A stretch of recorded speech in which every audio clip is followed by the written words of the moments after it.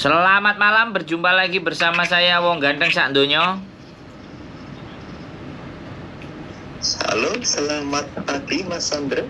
Oh, selamat malam, Bapak. Bapak siapa ini? Bapak atau Ibu? Mas Oh, masih ngopi-ngopi masih gitu ya. Mumet mikir ini Indonesia. Oh Indonesia ya. sedang pagi. Oh, sedang pagi. Oke, Mas. Jadi saya declare dulu ya. Saya declare dulu. Jadi percakapan kita ini akan saya naikkan ke konten YouTube. Jadi mohon untuk tidak menyebutkan siap. nama dan Karena identitas. saya sering mengikuti kontenan jenengan, ya, Waduh. jadi saya bisa sharing-sharing gitu, boleh kan? Siap. Bagaimana saya bisa Yang tadi saya WA itu gimana Mas? apa yang sampein WA Mas? Sampein ulangi lagi. Itu yang job itu yang dari aplikasi. Oh, ya. Job aplikasi ya. Mohon Oke. Iya, mohon Sampein sudah. penjelasannya supaya Ah, supaya apa ya, lebih detail lagi. Oke. Bisa membantu orang lain, bisa bermanfaat untuk orang lain gitu, Mas. siap. Jadi sampein sudah masuk ya? Sudah ngikuti. Iya, sudah daftar itu sudah. Oh, Isi data sekian bla bla bla. Oke. Nah, sampai akhirnya di pertengahan itu apa katanya itu nomor WA saya nggak bisa masuk karena saya kan pegang 2 HP ya. Nah, itu yang untuk daftar itu email istrinya saya gitu. nomor HP nggak bisa masuk. Nomor Indonesia apa Iya. nomor Hongkong HP-nya? Iya, nomor WA-nya, WA Indonesia. Oh, coba kalau dimasukkan nomor WA Hongkong. Biasanya aplikasi itu dia kalau ada yang tidak berlaku nomornya Indonesia, karena dia berarti meminta yang posisi di Hongkong. Oh, gitu ya. Iya, jadi salah satunya begitu. Jadi dia kan mengenali identitas dari nomor, ya. Dari nomor itu dari mana? Kan pertama kan disuruh ngisi nama gitu kan. Terus ada alamat tinggal sekarang, maksudnya itu alamatnya itu alamat kita gitu loh. Nah, setelah kita mengisi itu lalu masuk ke yang entah dari nama kita, alamat, agama, terus bla bla bla sekian lah. Nah, sampai di tengah-tengah itu kita suruh masukkan nomor yang bisa dihubungi gitu kan. Betul.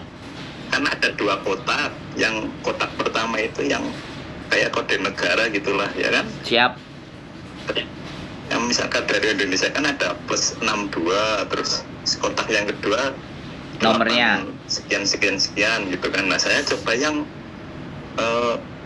cari yang nomor Indonesia yang 62 +62 itu. Nah, itu dipencet kok udah bisa, sedangkan yang kotak kedua saya isi yang 8 sekian gitu bisa.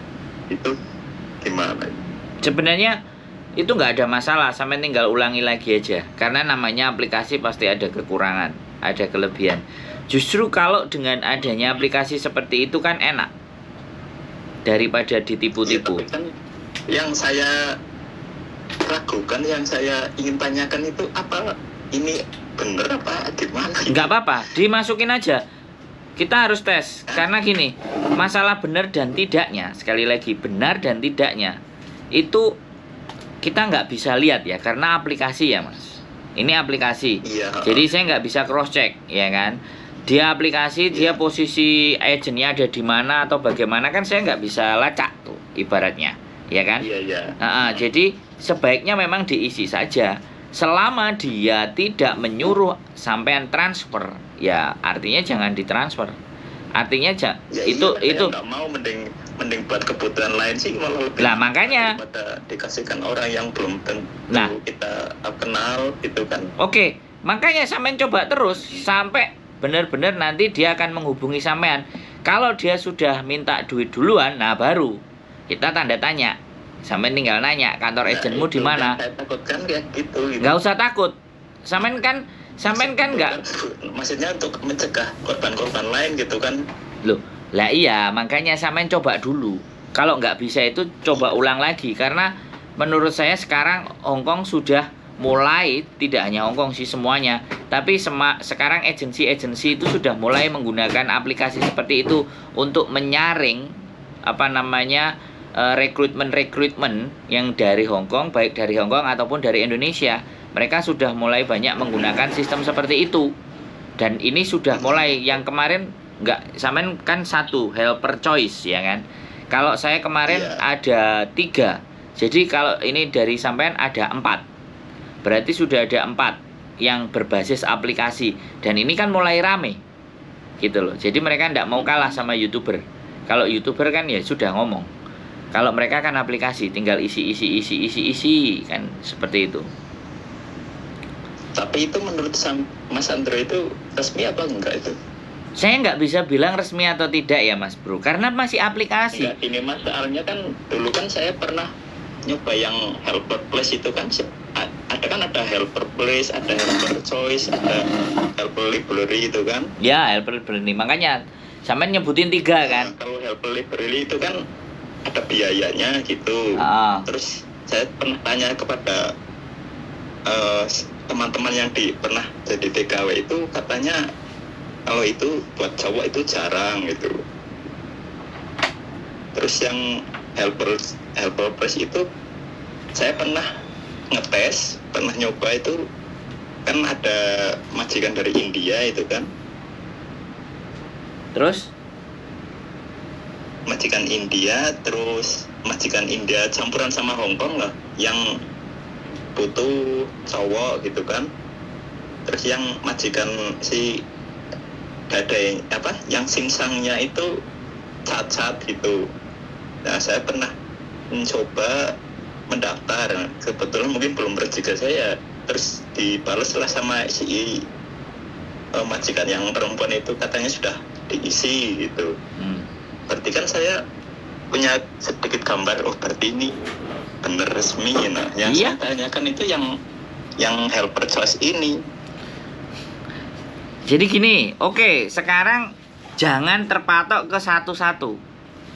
Pokok intinya adalah kalau mereka sudah membalas dan mereka kita tanya mampu menunjukkan alamat agensinya, itu fix bener.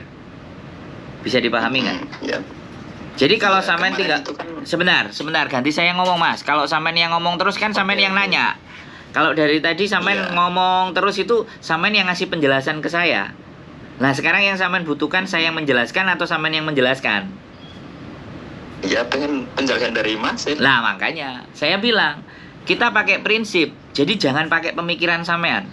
Ya, kita pakai logika aja. Kita diskusi di mana bahwa kalau aplikasi itu sampean masukkan, ya, kemudian nomor telepon, kemudian sampean dihubungi, maka apa yang terjadi komunikasi itu kan yang belum kita bayangkan. Tetapi ketika nanti dia sudah ngobrol, ini kalau boleh tahu posisi agensinya ada di Hongkongnya sebelah mana, ada alamatnya enggak, dia pasti akan jawab, ya kan? Begitu akan jawab, sampean tinggal confirm aja ke saya atau di Google Map dicari apakah lokasi itu. Mas, sebentar Mas, yang saya kirimkan ke jenengan itu belum lengkap. Di bawahnya masih ada perincian rumahnya dia, terus Google Map-nya juga ada gitu. Lah iya, makanya sekarang gini loh, sebentar. Sampean selesaikan dulu aplikasi itu. Ya, sampean selesaikan dulu aplikasi itu. Selanjutnya sampean tinggal nunggu perkembangannya saja.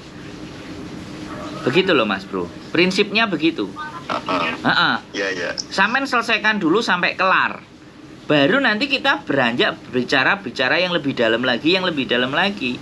Karena kalau kita bahas ini masih sebatas sampean belum bisa menyelesaikan aplikasi itu, otomatis kalau yang library, yang library Mate atau apa itu memang aplikasinya yang berbayar. Jadi kalau aplikasinya berbayar, saya lebih percaya lagi valid. Soalnya dia mengkomersilkan. Jadi belum dapat majikan pun, dia sudah meminta pungutan untuk karena biaya aplikasi. Menurut saya itu worth it. Oke. Jadi nggak ada masalah karena memang segala sesuatu kalau kita maksudnya berbayar itu gimana Mas? Aplikasinya diperpanjang itu harus dibayar.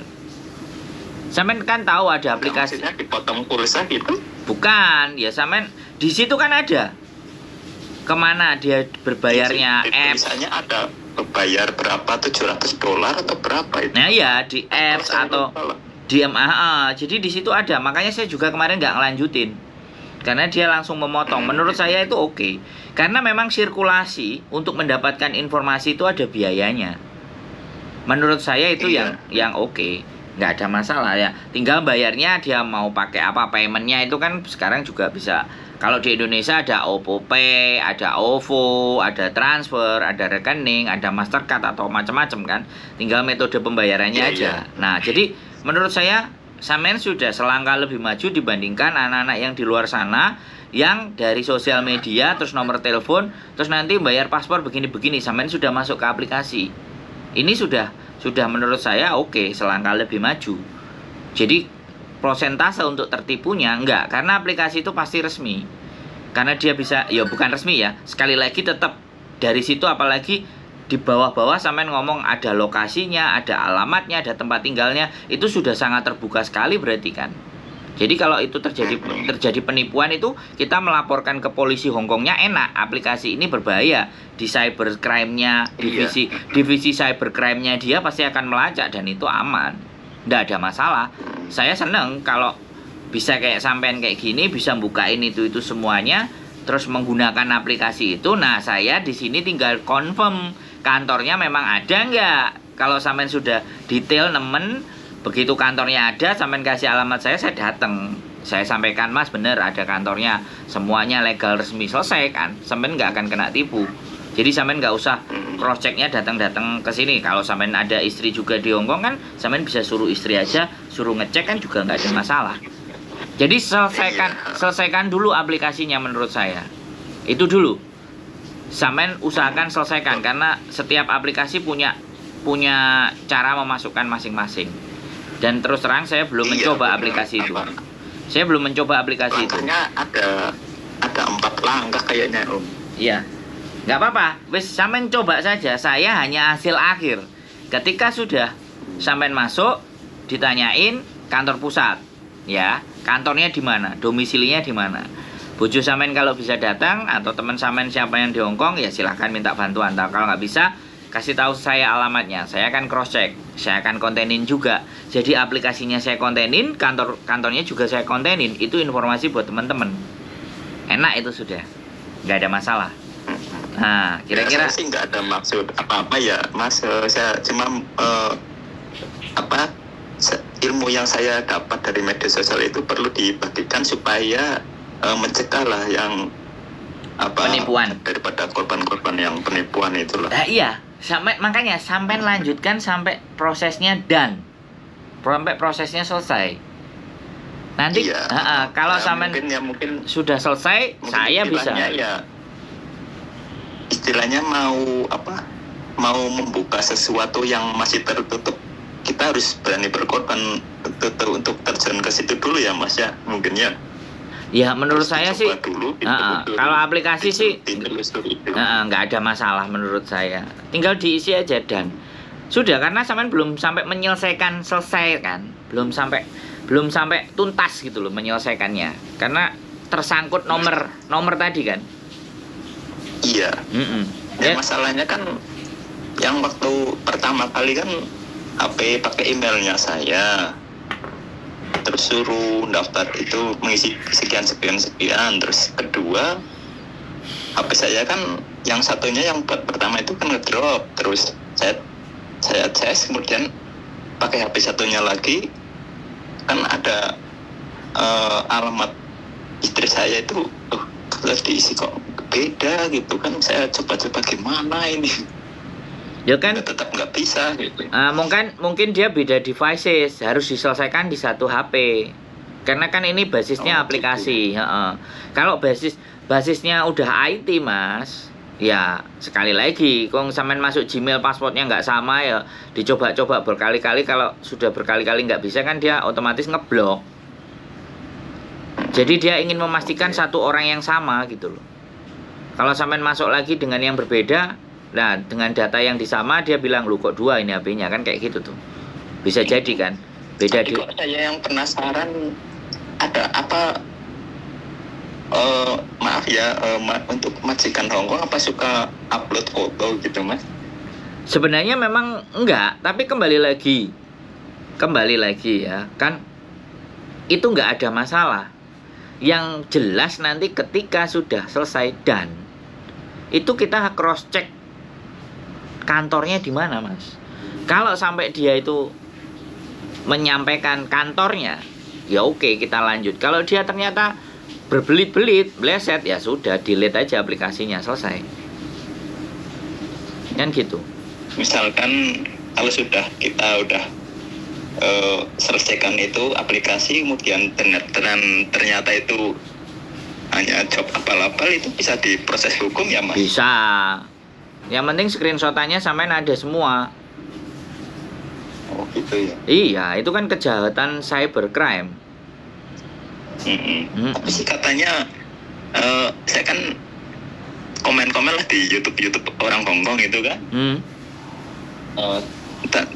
Tanya tentang masalah ini, dan baru tadi pagi katanya ya sampean harus hati-hati aja mas, kalau misalkan benar majikan Hongkong itu nyari tenaga cowok itu, apalagi pasang foto ya, itu harus hati-hati karena zaman sekarang ini banyak modus agen-agen yang nakal gitu. Nah, dikasih kayak gitu tadi. Makanya saya coba untuk nelpon sampean gitu. Untuk memastikan. Ya, memastikan gitu. Bagi saya, ya kalau bagi saya tidak ada masalah bagi saya, sekali lagi. Karena kalau di Hongkong, saya sampaikan sekali lagi, sampean di Hongkong, kuncinya adalah letak kantor. Karena Hongkong, sesuatu yang sudah ada alamatnya di kantor itu pasti terdata. Bisa dipahami nggak? Karena kejahatan saat ini itu kan sebenarnya lokasinya di mana. Kalau lokasinya tidak bisa ditemukan, ya udah, kita anggap aja itu fix penipuan. Tapi kalau lokasinya dia nunjukin, kan kita bisa telusur lebih dalam. Kalau cuman kita menganalisa aplikasi, ya kita nggak dapat jawaban mas. Kita nggak akan pernah dapat jawaban kalau di aplikasi. Karena berarti harus dites dulu ya. Iya, harus dinyatakan dulu sampai posisinya, dan dia nelpon sampean, dan dia, oh alamat kami lengkap, ini jalannya alamat misalnya Peterson Street nomor sekian building ini nomor teleponnya sekian. Nah, tapi kalau itu tidak sampai keluar, nah itu baru kita merasa bahwa oh ini ada yang nggak benar dan nggak beres. Selesaikan, aplikasi tutup semuanya.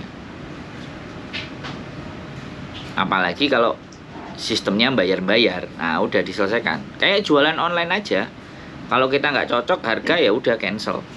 Anggap aja seperti kalau itu. Yang bayar sih mending nggak usah aja, mending kita gunakan untuk kebutuhan di sini sih, malah lebih ada manfaatnya. Iya, untuk tapi setidaknya ya, kita bukan masalah bayarnya, setidaknya kita tahu gitu loh, karakter. Kayak sampean tadi sudah 3 kan aplikasi, ya dicoba lagi.